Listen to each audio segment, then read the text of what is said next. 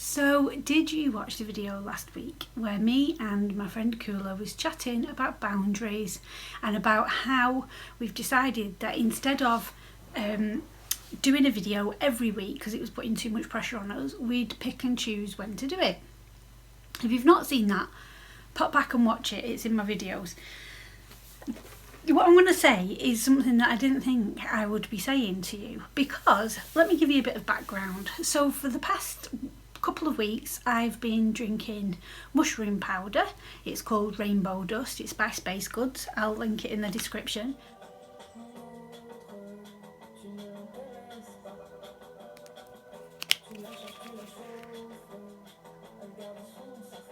And it's been really helping me focus. So because I've got ADHD, I am scattered all over the place all the time, and it drove me mad for years. Didn't know that I had ADHD. I've got something on my glasses, and every time I move them, it's reflecting. Excuse me. It's really off-putting when you're recording a video. So the mushrooms have been really helping give me clarity and focus. And for people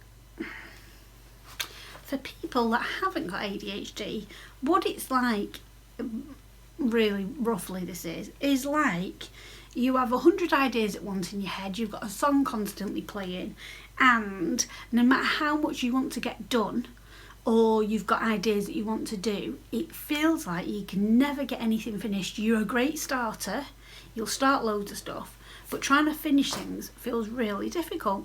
And even if it's something that you really want to do, like for me, if it's like a painting or something, it's almost like you can't focus on that one thing. There's so many distractions all the time.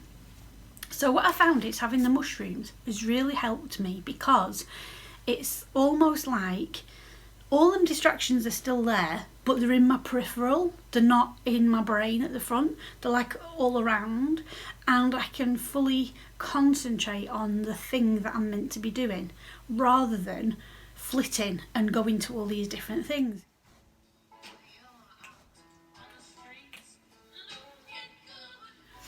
So I was really hopeful, I'd tried a couple of months ago, some supplements which are meant to be really good for ADHD, but I didn't realise that they had a high dosage of B6 in, and I can't have a high dosage of B6, as I found.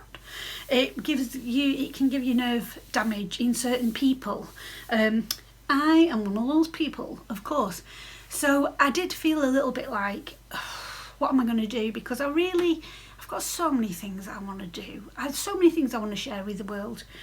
And it saddened me, kind of. I was like, ugh, just as I thought there was hope. Anyway, with the mushroom powder, it has given me massive hope of, oh my gosh, I can actually get things done and finished.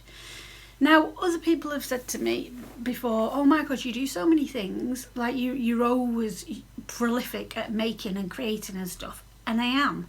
But it has come with the real struggle behind the scenes of me doing that. It's not been easy.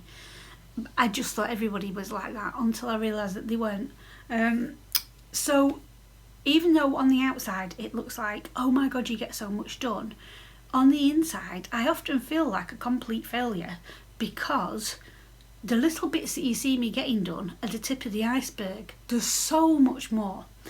Anyway, so the mushrooms, it's given me sustainable energy throughout the whole day, rather than me just having a nap in the afternoon, and it's given me focus, which is amazing. I did think, is this a placebo? So I had a day where I didn't have any, just to see, and it's like I couldn't focus or concentrate, and I started feeling bad about myself again, like, oh, what's wrong with you? Why can't you do this? Da, da, da. And I was like, this is awful. This is what I was constantly like before, but not realised how much. So I was like, yay, it's going to be great. I'm going to get so much done. Da, da, da, da. It's going to be marvellous. I was really looking forward to a week of doing amazing things. I've got a couple of zines coming out. They're already at the printers. One is called Wild Creative Woman, and it's interviews with all different creative women and tips and things like that about being creative. I'm so pleased with that.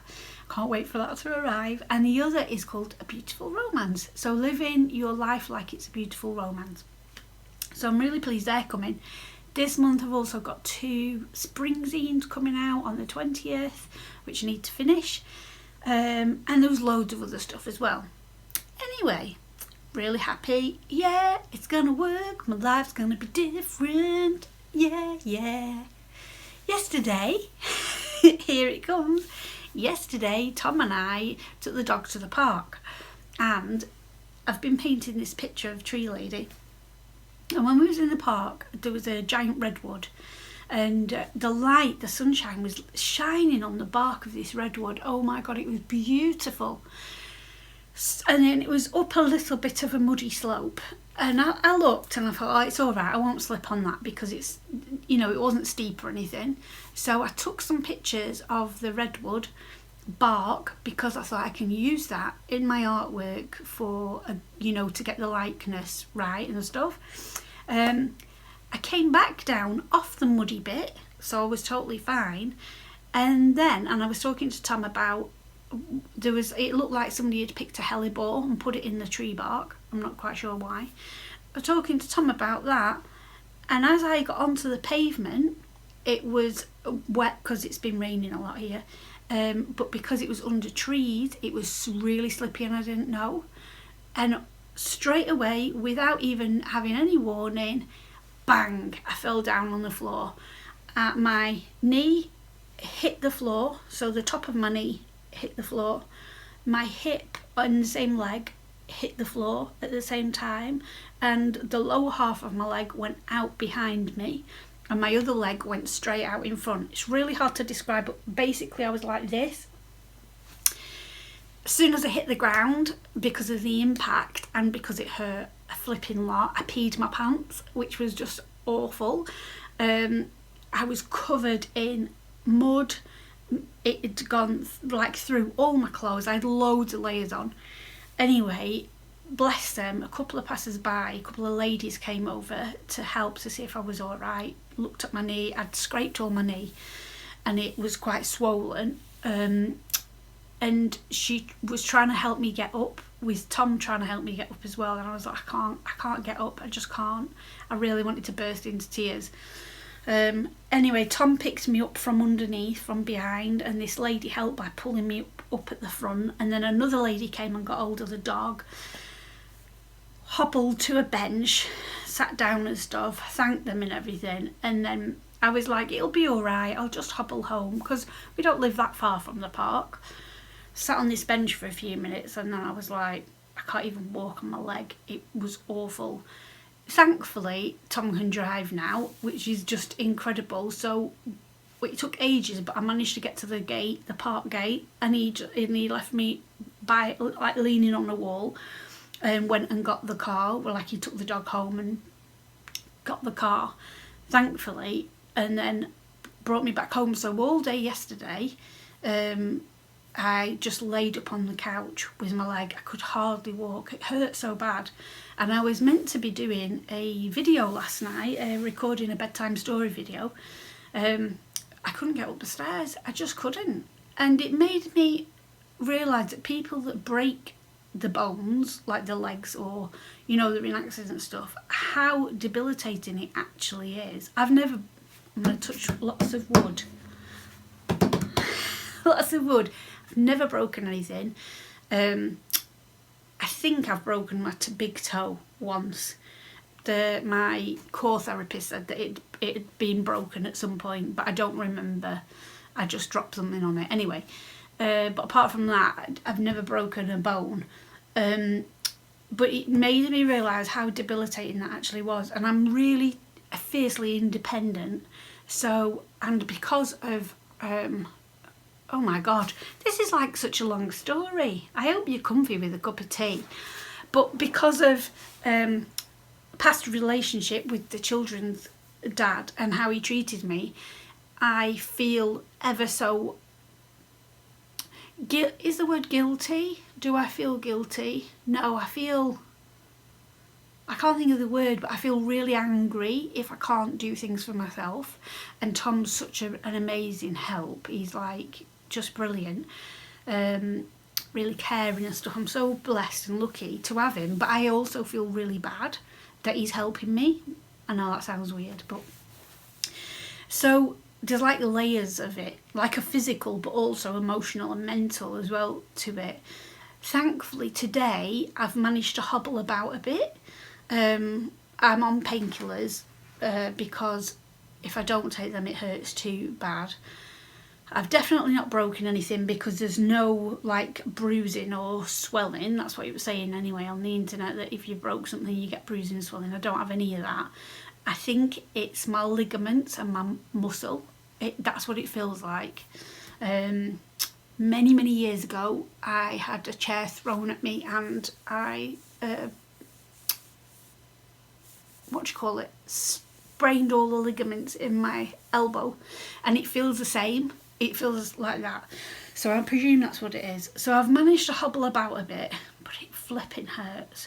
And trying to get upstairs, I can get upstairs today really slowly, but trying to come back downstairs, oh my gosh, I have to come down on my bum and it takes me ages. So I did plan on doing a cohesive video going through all the things, what's been happening the past few weeks, making it all pretty and lovely and all that kind of thing, and it's just not turned out like that. So what you'll see in a minute is a compilation of all things that I've been doing, and after this video, hopefully normal videoing will resume next week. Honestly, you couldn't make it up. The thing is, what I was thinking about, and this is why I was going on about the mushrooms in the beginning, is it always feels like, no, let me reword that. It often feels like that when I'm just getting ahead with something, like I was like, yeah, this is going to be the thing, something crops up to make me go, no you're not. And I always think of Louise Hay and her book You Can Heal Your Life. Have you read it? It's amazing. It's so good. Such a good book. And in there she has a list of symptoms and causes and things like that, of things that happen to your body. And because in the book it's very much about the mind-body connection, and subconsciously and consciously things that are holding us back or stopping us or something like that, and then we get a physical ailment that ties into that. If you want to see the list, pop onto my website, tottydelightful.com, go onto my blog, and on spring, my blog's in seasons, so it's spring, summer, autumn, winter. If you go into spring, I've done a post with all the different symptoms on. It's really interesting. So knees, legs and hips, it's all about moving forward. All about moving forward, and your ego or your what was the word, restrictive nature, stopping you from moving forward. So my mushrooms had like made me go, oh yeah, I'm going to move forward, I'm going to do this, I'm going to do that. And the other day I'd applied for loads of different art things, commissions and all sorts of stuff, and I was like, yes, this is what I'm going to do. And then I've had this fall and it's made me go, oh right, okay, hang on, what's it teaching me? So it is really interesting and quite comical actually. It is quite comical when you read the stuff. You're like, oh right, okay, thank you. Thanks so much for that. So let me know in the comments what you've been up to. I'm totally fine. I'm totally alright. I just ache like I really do. And my upper arms and shoulders ache because I've been having to lift myself and hold myself up on things, which my body's not used to. I've got really strong thighs and legs. I've always had really strong legs, but I've got a weak upper part of me. I need to do some upper strength training, I think. Anyway, enjoy the video clips and I will see you next week.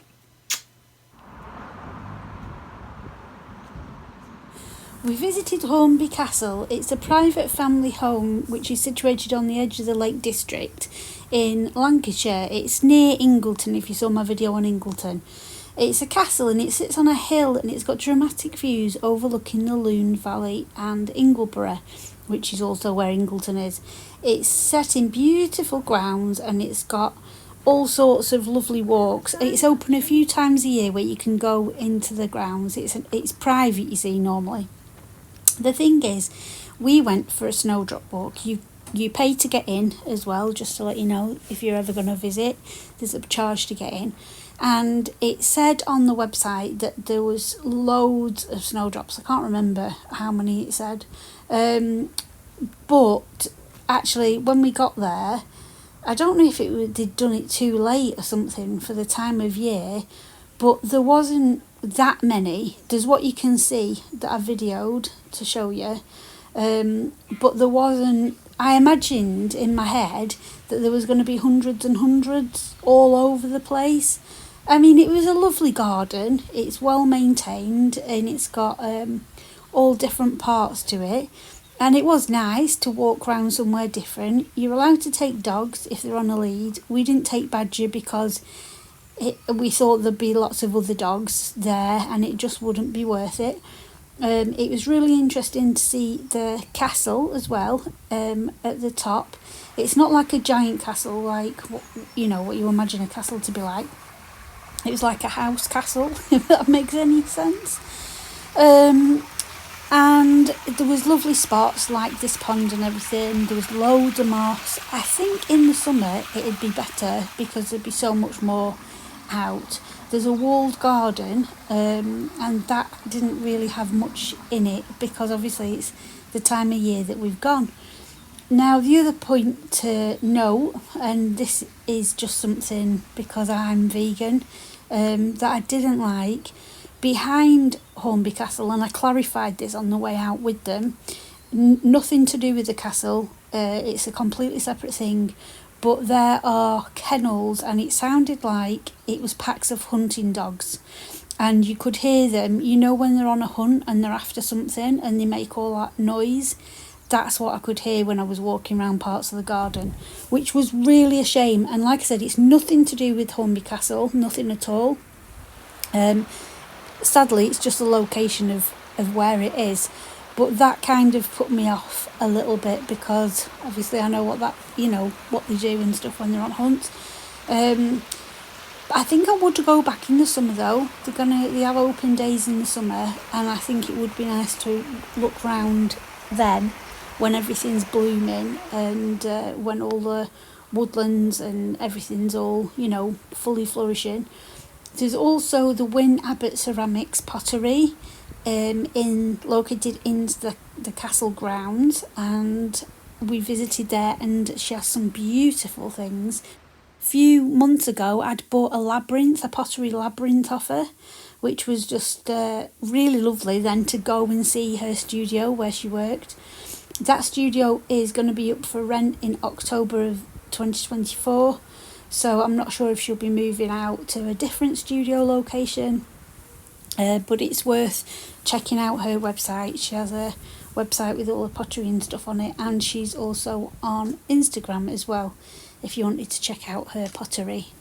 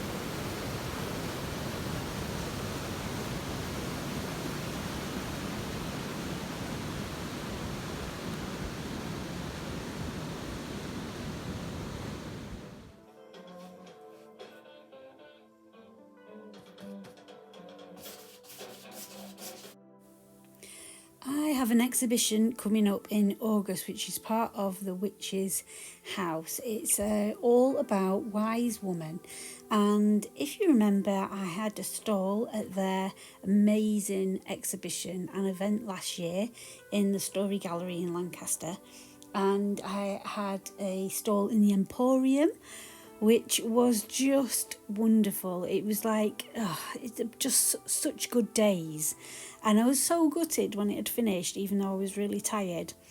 Anyway, I have been really blessed and honoured because I am going to be part of a couple of workshops that are happening, one in Lancaster and one in Hebden Bridge. And Callie, the lady that runs the Witch's House, she's really lovely, I love her, has asked me to be the artist for Lancaster, and there's another lady called Sally who is the artist for Hebden Bridge. And in May we are going to put on some weekends where women can come and paint their inner wise woman, which is going to be amazing. So off the back of that, Callie has kindly let Sally and I have some space to put our own exhibitions up as part of Wise Woman, which is just phenomenal. So I'm busy prepping canvases. I've got all different ideas in mind about Wise Woman. I did get really in my head about it because I'm not a portrait person at all, and I kept thinking, how am I going to do this? How am I going to paint these canvases? And I got loads of information and ideas and inspiration. I was on Pinterest, I was printing things out, I was making a scrapbook, all sorts of stuff, and none of it was really resonating with me. And then I did a meditation, all a mushroom meditation. It's all about mushrooms, this video. I did a mushroom meditation, and after listening to that I was really inspired, and I started painting a tree wise woman, and you'll see her later on in this video. And from there it's inspired me for the whole exhibition. And I'm going to focus on elements and nature, which is my thing and what I normally paint anyway. But there was like a disconnect in my head about wise woman and nature and the elements, and I don't know how that happened, but now it's like it's connected, and I've got it, and I've got such beautiful ideas. I just now need the time to actually paint them, which is easier said than done when you're self-employed. So this is a green background that I was doing, and I wanted to kind of show you my process about making the backgrounds and everything. There's a lot more to it than what I show you on here. There's lots and lots of layers. I love dripping brush-o from the top of my canvas down. Gives a lovely kind of grainy feel to it. I would also add gesso sometimes to give the canvas some texture, and I love using stencils, which is what you can see me using now. Also later on in this video you will see some clips of a video that I recorded for my Patreons even. I run an art club. It's called Wild Creative Woman Art Club on Patreon. If you search Dotty Delightful you'll find it on there, and each month I do tutorial videos and things like that for my lovely Patreons. If you're watching, hello, thank you for supporting me. And I just wanted to show you like some of my behind the scenes with my art and my painting.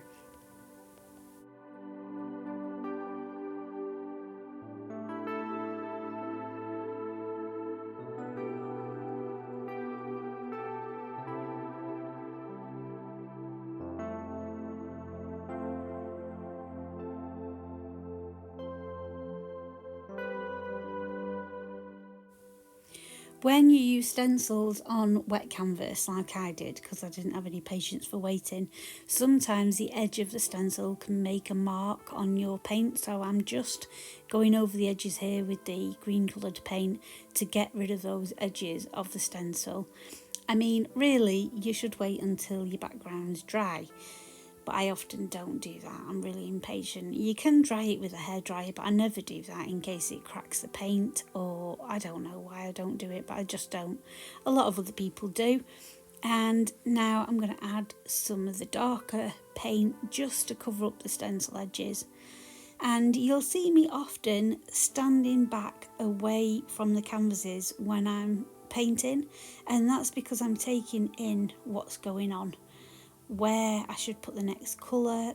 It's kind of intuitive, but also it's a visual thing of knowing how to balance the canvas properly with the different colours.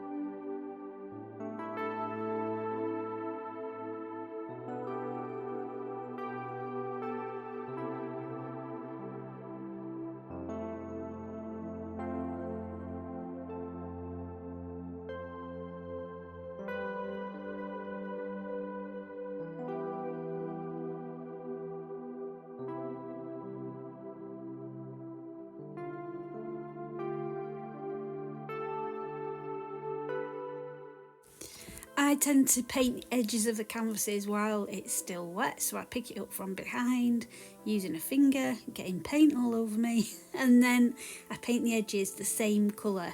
Now, I know some artists don't do this, they paint the edges afterwards, after everything's dry, but I cannot be bothered with being that precise, to be honest.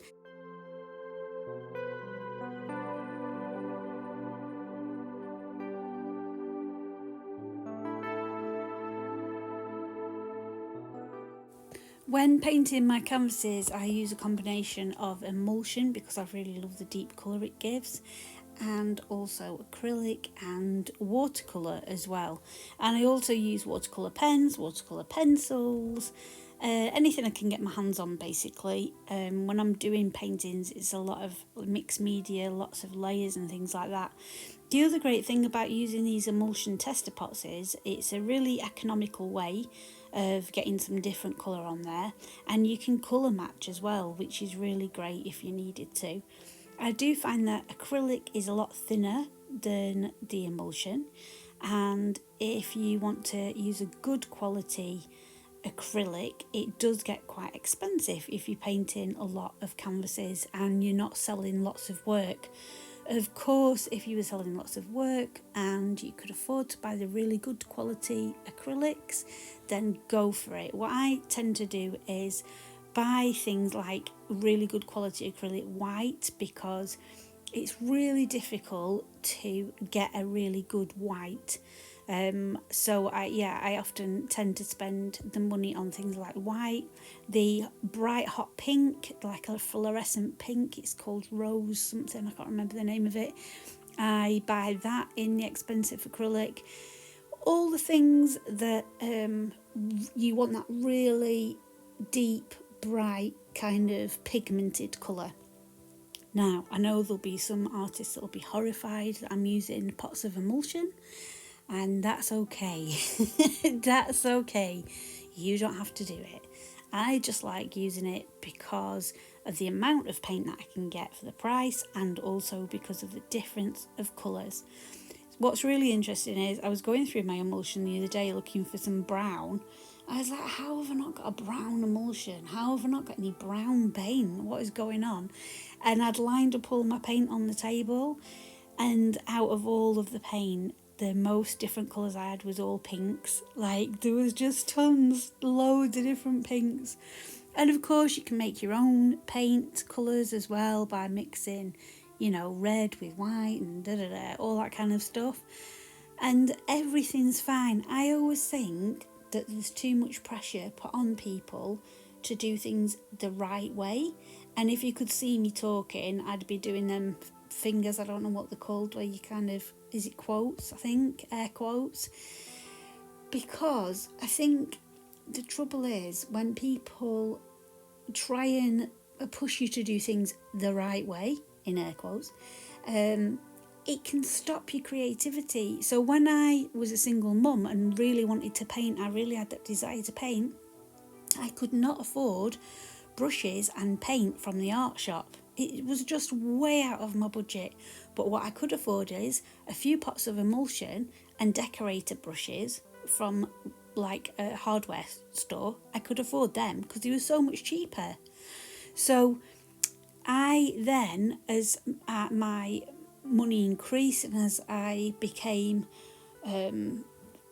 further self-reliant, I was then able to add things like really nice paintbrushes and different acrylics and things like that. Or like, for example, when I first got watercolour, I just got the basic watercolour, and then I tried the Winsor & Newton professional watercolour, and oh my god, the difference was huge.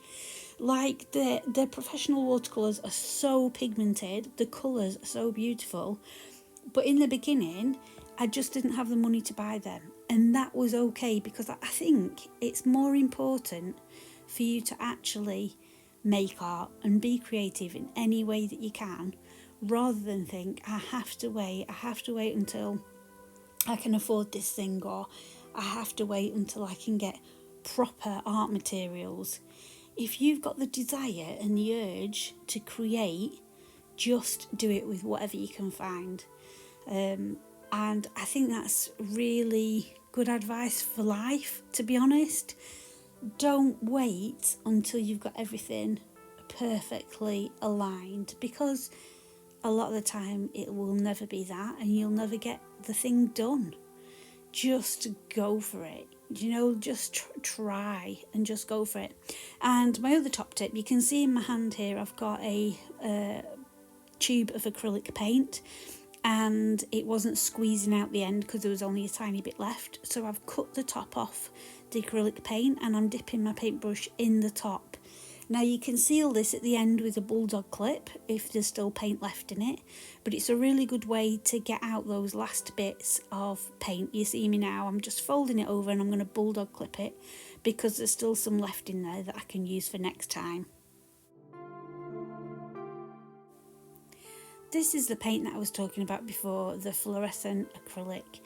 It's by Dale Rowney, I think that's how you say the name. And oh my god, it is my favourite colour in the whole world. It is so bright, and when it dries really bright as well. I love it. I know this is weird, but do you ever want to like lick a colour because you just see it and you're like, oh my god, I just want to lick this colour, it's so good. Not that I am ever recommending you lick paint, do not do that, that's really bad. But this colour is just beautiful, it is one of my favourites. The really funny thing is about me that I really love pink, lots and lots and lots, but I don't actually wear pink that often because of my hair colour. I don't really think it suits me very much. I have a pink skirt that I made out of a vintage sheet, which is so cool. And I do have a pink cardi, but I very rarely wear that. I'm just trying to think what other pink things I've got. I don't actually think I have any other pink clothes, and my house isn't decorated pink either. Before, when we lived in Blackpool in the big house, I did paint my art studio in hot pink, and oh my god, I love it. I'll show you some pictures of it now.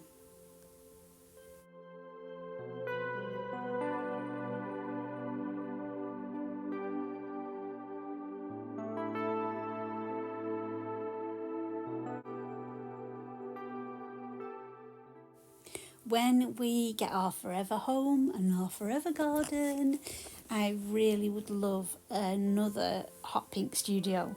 It used to fill me up so much every time I went in. It would just like lighten my mood. It was amazing. But it did have really big bay windows as well that let in a lot of light. So I think that if you had a smaller space that maybe didn't let in as much light, the hot pink would be a bit overwhelming. and it teamed beautifully with that blue tip wallpaper with the roses on. I loved that. It was only £10 a roll. I was like, oh my god, this is amazing. I was so in love with it. But yeah, I would definitely have another hot pink studio without a doubt.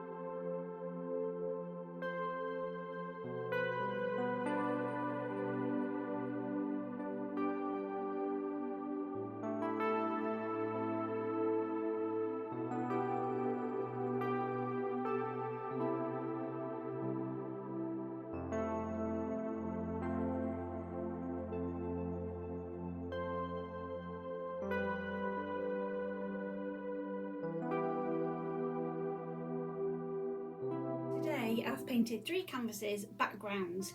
The one that I've just done, the pink one that you saw, will have stenciling on it, but I'm not going to stencil it straight away because the paint is too wet. And these are really good to get as well. They're all free as well. A colour chart like this. You can get all different types. And the great thing about colour charts is you can see automatically which colours go together really well and which colours won't, because you can fold them and look at the different colours. So that's a green canvas that I've just painted, like greeny blue, and then this is an orange yellowy one, and you can see how different the colours can make you feel. So that's really vibrant and fills you with joy, and that's a soothing, more calmer colour out of the book. We're going to liken these to the colour charts. So automatically, let me just get the pink ones out. Automatically we can see that the orangey colours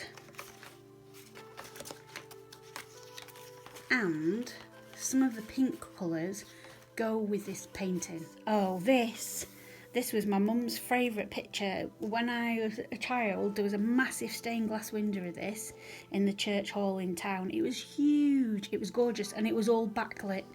It's called The Light of the World. It's a really lovely painting of Jesus, and if you start looking at all the different elements in it, there's like mushrooms in the moss and in the grass and things like that, and he's got a really lovely, let me see if I can zoom in, he's got a really lovely clasp on his cloak. There's all sorts of stuff. I used to stare at it for absolute hours. Well, my mum would go and do her church stuff, but yeah, so it's a lovely painting. That's Elizabeth Siddle, one of the ladies that is in the PDF that I sent you, if you read about her. And every painting that you see of her that they did is that she looks different in her mood, but you can see who it is straight away. It's beautiful.